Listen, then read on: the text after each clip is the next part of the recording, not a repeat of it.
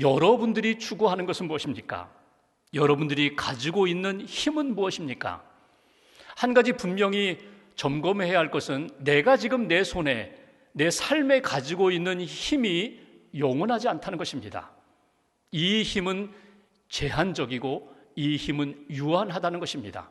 영원할 것 같지만 이 힘은 언젠가 사라지게 된다. 여러분이 신앙생활하면서 예수님을 믿고 예수님으로부터, 하나님으로부터 얻은 힘은 무엇입니까? 신앙인에게 주시는, 하나님을 믿고 따르는 사람들에게 주시는 힘은 무엇일까?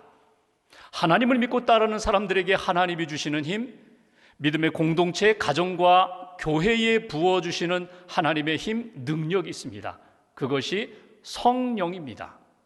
하나님을 믿고 예수님을 믿는 사람들에게 성령을 부어주시는데 그 성령은 변함이 없습니다. 시대가 변해도, 상황이 바뀌어도 성령은 변질되지 않는다는 것입니다. 그리고 성령을 의지하는 사람은 하나님이 우리를 부르시는 날까지 이 땅에서 힘있게 주님과 동행하며 사는 인생이 된다는 것입니다. 여러분은 성령의 능력을 받으셨습니까? 성령님과 동행하십니까? 성령님을 날마다 체험하시며 하나님이 기뻐하시는 삶을 살고 계십니까? 오늘 성령 강림 주일에 사도행전 2장에 나오는 성령 강림의 역사를 우리가 생각해 보고자 합니다.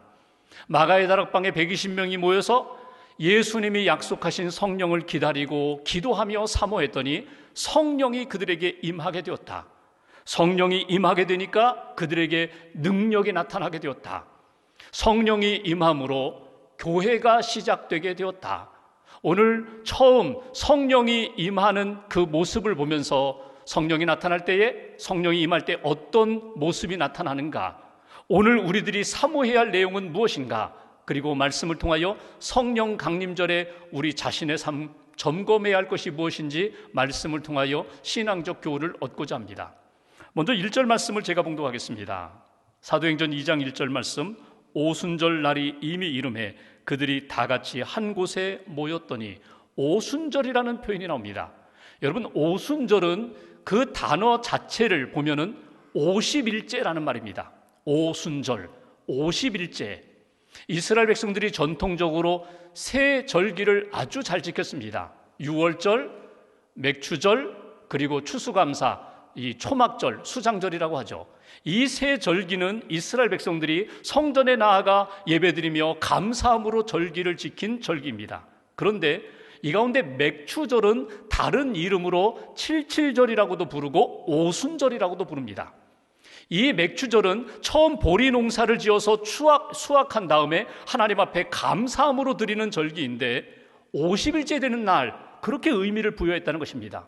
언제부터 50일째 되는 날인가? 6월절부터 50일째 되는 날, 그때가 바로 맥추절이고 그때가 하나님 앞에 예배하며 감사하는 날이라고, 그 오순절에 사람들이 모여서 성령을 사모했다는 것입니다. 그런데 예수님의 부활 사건과 연결시켜 볼 때에 구약의 오순절 전통이 아니라 예수님의 부활 사건과 연결시켜 볼 때에 예수님의 부활로부터 시작해서도 역시 50일째 되는 날이었다는 것입니다. 여러분 기억하시죠? 예수님이 부활하신 다음에 40일 동안 제자들과 함께 사셨어요. 그들과 함께 먹고 위로해 주시고 성령 힘을 더하여 주시고 말씀 생각나게 해주시고, 그러시면서 승천하실 때에 제자들에게 이렇게 말씀하십니다. 몇 날이 못되어 내가 너에게 성령을 부어주리라. 성령을 기다리라. 성령이 임하면 너희가 권능을 받게 될 것이다. 능력의 사람, 힘을 얻게 될 것이고 나아가 땅끝까지 주의 복음을 증거하는 사명자가 될 것이다. 예수님 승천하신 이후에 그들이 마가의 다락방에 모여서 성령을 사모합니다. 그리고 열흘째 부활절로부터 시작하면 50일째 그들에게 성령이 임하게 되었다. 그렇다면 초대교회 제자들, 믿음의 사람들에게 있어서 부활절과 성령 강림이 어떤 의미가 있을까? 분명히 예수님 부활하신 그 모습을 만났어요. 베드로, 야고보, 요한, 부활하신 주님을 만났음에도 불구하고 부활의 주님, 객관적인 사건을 경험했음에도 불구하고 그들에게는 두려움이 사라지지 않았습니다. 그들은 용기가 생기지 않았습니다. 힘이 생기지 않아서 그들은 내가 옛날 고기 잡던 갈릴리 호수에 다시금 가리라.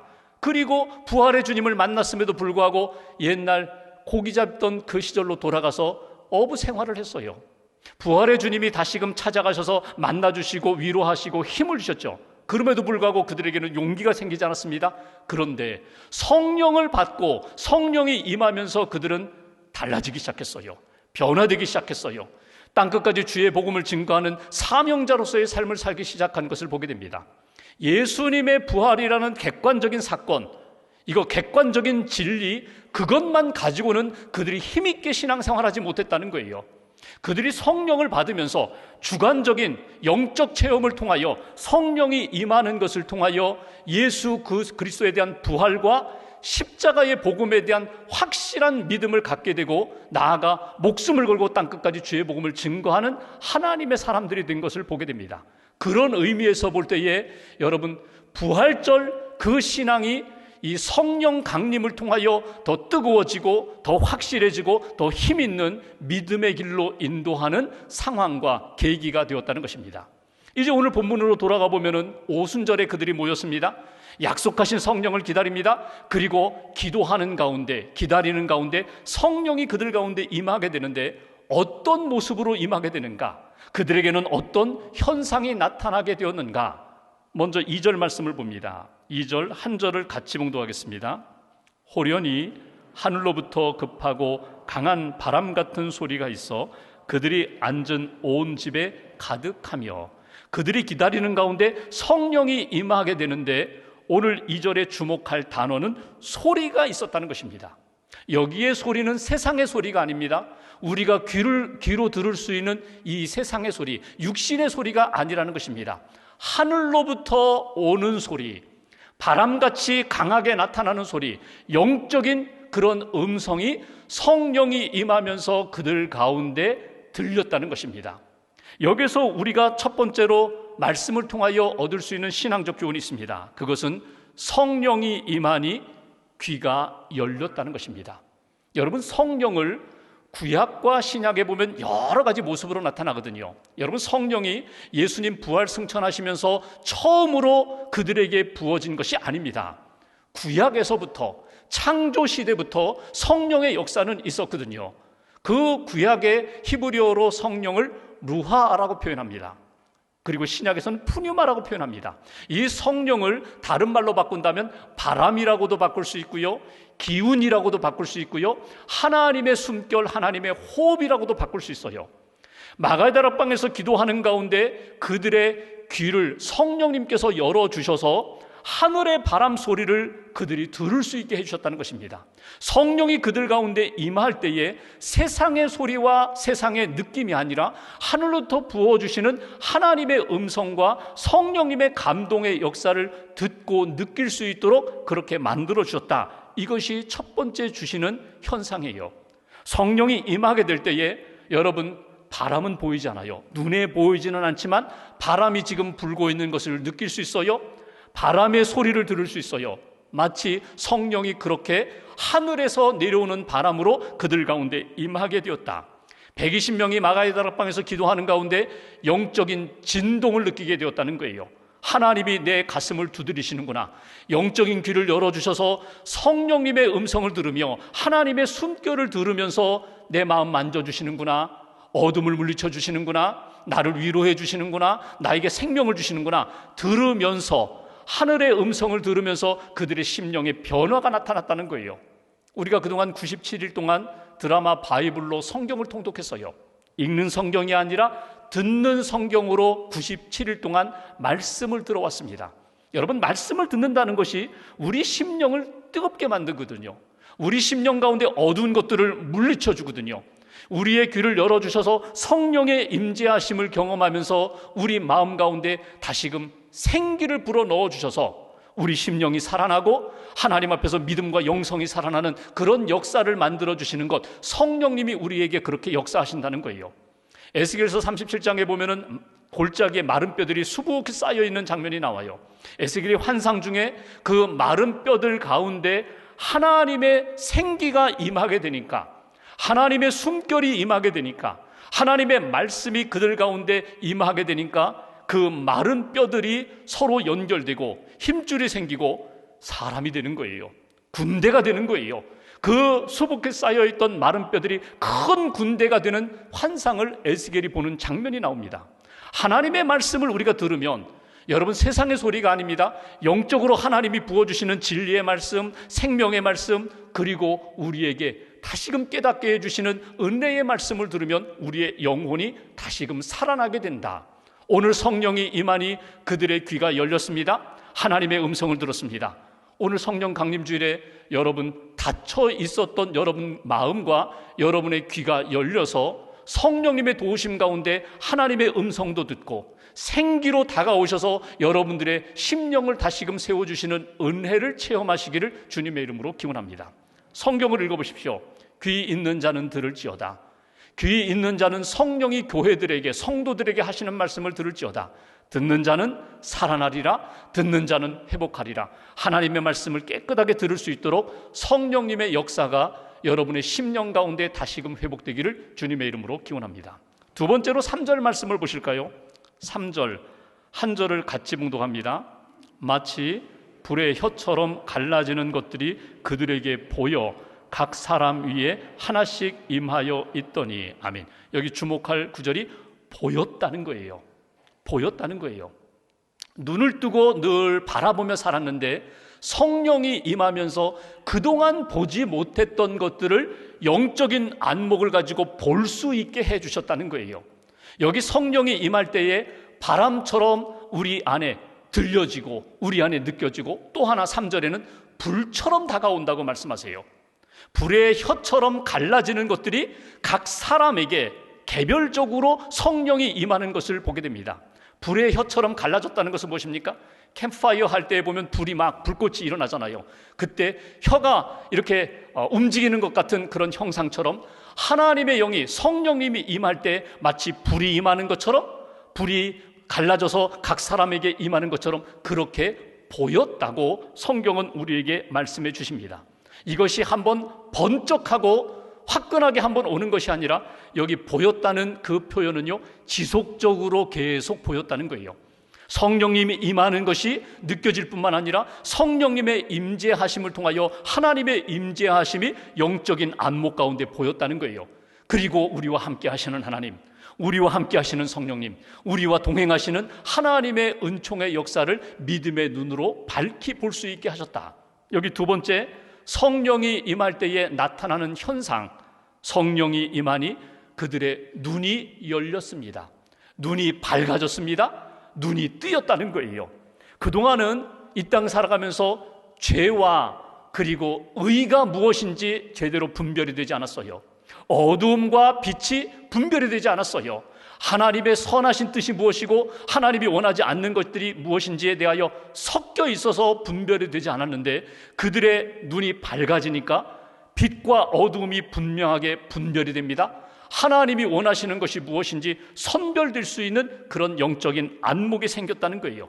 그러면서 주님이 여기 계신다, 주님이 나와 함께 하신다, 주님이 내 안에 역사하신다, 이것이 믿음의 안목으로 보여지게 되었다. 출애굽기 말씀에 보면은 모세가 하나님의 부르심을 받을 때 어느 날 호렙산을 지나가게 되는데, 모세야 모세야, 하나님이 자기를 부르는 음성이 들려요. 돌아보니까 아무것도 없는데 하나님이 자기를 부르시는 음성이에요. 저기에 보니까 타는 불꽃, 가시떨기 나무가 불에 탔는데, 뜨거운 태양열 때문에, 지열 때문에 불에 탔는데 사라지지 않는 그 모습을 보고 가까이 가보았더니 하나님이 말씀하셨잖아요. 여기가 거룩한 땅이다, 신발을 벗어라. 하나님이 불꽃 가운데 모세를 만나주시는 것을 시각적으로 볼 수 있도록 만들어 주셨어요. 그리고 모세에게 말씀하십니다. 내가 너와 함께 하리라. 애굽으로 가라. 내 백성을 구원하라. 하나님의 부르심의 현장입니다. 성령님이 우리 안에 임하실 때에 우리의 삶도 마찬가지라는 거예요. 그동안 관심 갖지 않았어요. 그동안 내 삶의 중심에 들어오지 않았던 것들이 영적인 눈이 뜨여지면서, 열려지면서 보게 되고 관심을 갖게 되고, 그것이 내 마음속에 품게 되고 하나님이 여기 계심에 대한 믿음을 갖게 되고 고백을 하게 되는 것, 이것이 성령이 임할 때의 영적인 안목이 열리는 역사입니다. 예수님의 12제자 가운데 가장 불행한 제자가 가룟 유다잖아요. 3년 동안 예수님과 먹고 자고 그분의 말씀을 듣고 이적을 경험하면서도 끝까지 주님을 보지 못한 사람.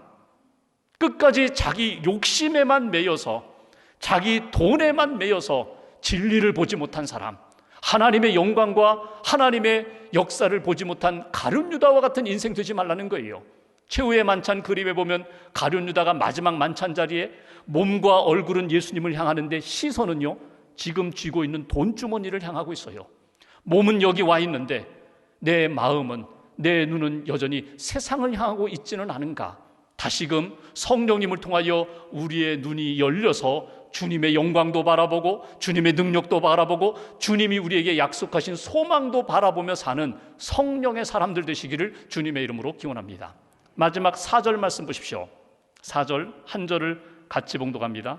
그들이 다 성령의 충만함을 받고 성령이 말하게 하심을 따라 다른 언어들로 말하기를 시작하니라. 아멘. 성령이 임하니까 어떤 일이 일어났습니까? 여기 성경 말씀처럼 성령이 말하게 하심을 따라 말하기를 시작했다는 거예요. 입이 열렸다는 거예요.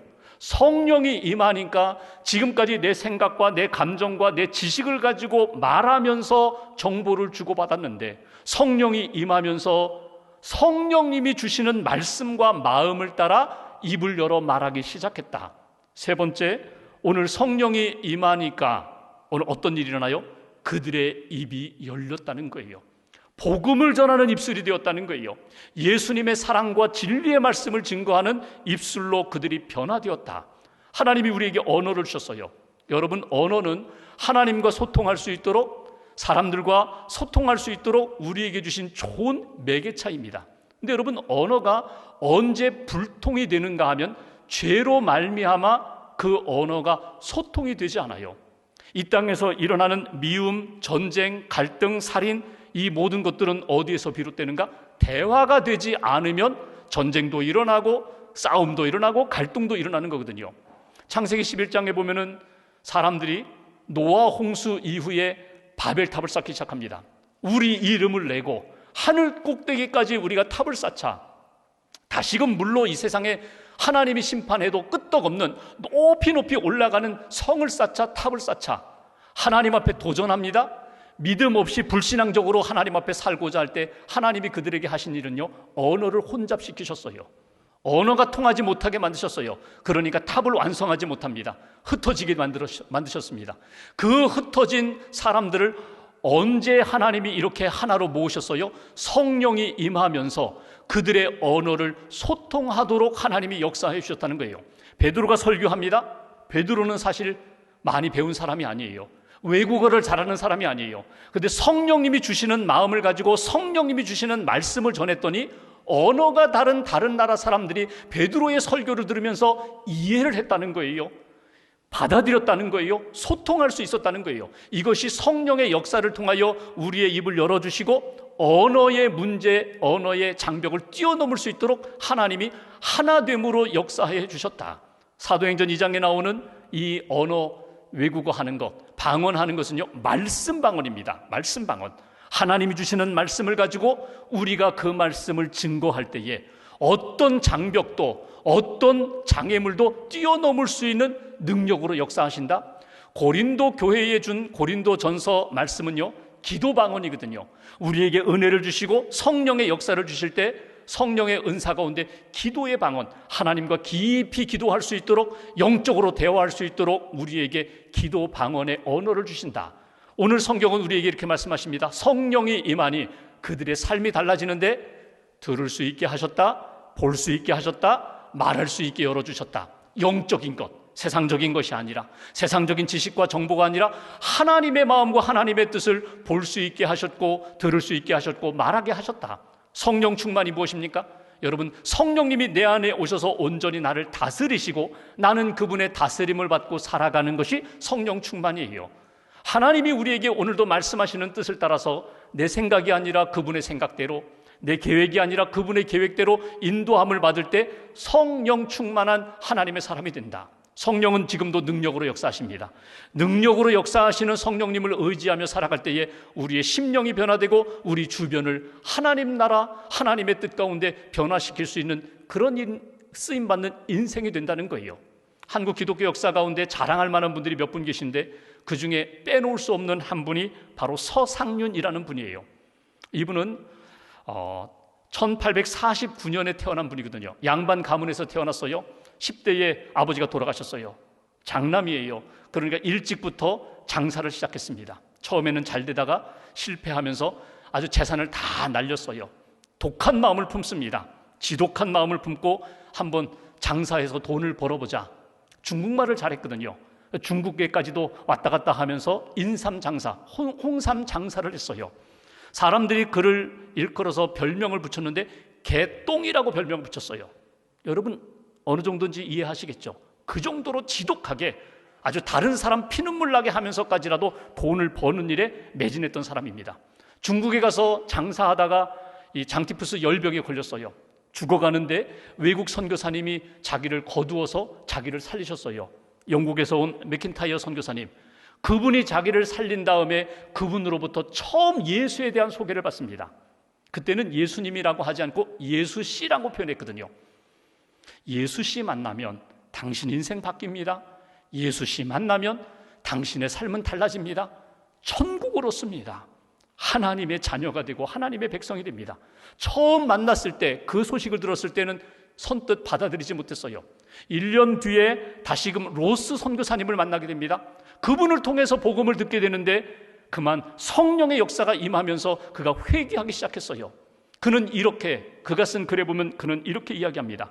남들은 나를 개똥이라 부르고 인물 좋은 도둑놈이라고 그렇게 흉보며 손가락질하는데 그 선교사님들은 나에게 예수씨를 소개해주고 예수 믿으면 달라진다고, 예수 믿으면 내 인생, 내 중심이 달라진다고.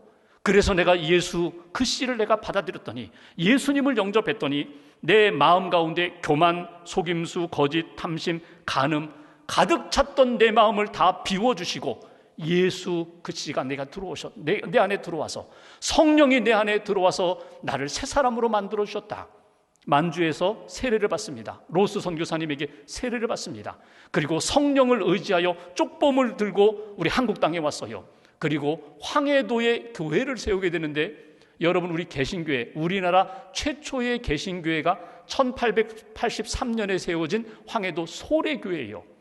2년 뒤에 아펜젤러 언더우드 선교사님이 우리나라 들어오기 전 2년 전에 이미 소래에 교회를 세운 분이 서상륜이라는 분입니다. 그 마을이 58가구인데 50가구가 교회를 나왔어요. 예수님을 믿게 됐습니다. 선교 역사의 길이 남을 만한 그런 귀한 일을 하신 분. 여기서 우리가 한 가지 생각할 것이 있습니다. 한 사람이 예수님을 제대로 믿으면, 한 사람이 세례를 받고 성령을 받으면 인생이 달라진다는 거예요. 그 인생만 달라지는 것이 아니라 그 주변이 달라지고 그 지역이 달라지게 되는 것. 그러면 나를 한번 돌이켜봅니다. 나는 예수 믿었는데, 나는 세례도 받았는데, 나는 성령의 체험도 했는데 왜 내가 달라지지 않을까? 왜 내 주변이 달라지지 않을까? 오늘 성령 강림 주일에 다시 한번 점검하는 거예요. 성령님 다시금 주님 앞에 엎드립니다. 귀를 열어주세요. 눈을 열어주세요. 내 마음을 열어주세요. 입을 열어주세요. 그리고 성령님의 다스림을 받는 성령 충만한 삶이 되게 해주세요. 열리라는 표현이 에바다입니다. 에바다. 여러분 귀가 열리고 눈이 열리고 입이 열려서 내 인생이 하나님 앞에 에바다의 인생이 될 때에 진정 하나님이 기뻐하시는 삶이 되고 하나님이 기뻐하시는 복음으로 세상을 변화시키는 그런 인생이 되는 거예요. 오늘 말씀 마무리하면서 다시 한번 성령의 변화를 받고 성령의 뜨거운 역사 가운데 하나님 앞에서 살게 해달라고. 내 힘으로는 안 되는데 능력의 성령님 내 안에 오셔서 나를 꽉 붙들어 달라고, 이끌어 달라고 기도하시면서 다시금 초대교회 마가 다락방에 임했던 성령의 역사를 체험하시고 한 주간도 남은 생에도 하나님 뜻 이루는 일에 쓰임받는 저와 여러분들 되시기를 주님의 이름으로 기원합니다.